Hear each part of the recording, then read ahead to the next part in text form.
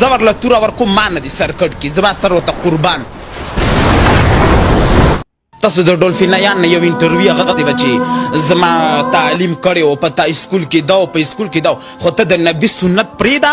یوسف جان بی زه یو خواجه سره له ګارنټي ورکوم که چا ورته وویلي جړه زه ورله توره ورکوم ما نه دي سر کټ کي زما سر ورته قربان.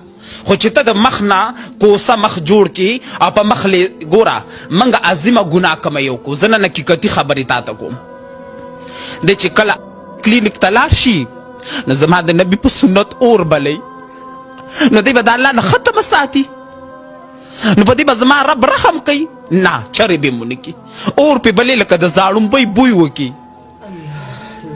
دا ټول خواجه سره زما په خبرو دی نه خفه کېږي، زه به حق ویم. زه به د خپل رب خبره کوم او که د رب په خبرو ما د خپل رب په دغه وجني زما خونه ورته بخښل شوی دی، خو زه به یې نن ویم. راشه د دې دا نه ویمه چې څه ځوانان را دي او څه خواجه سره وران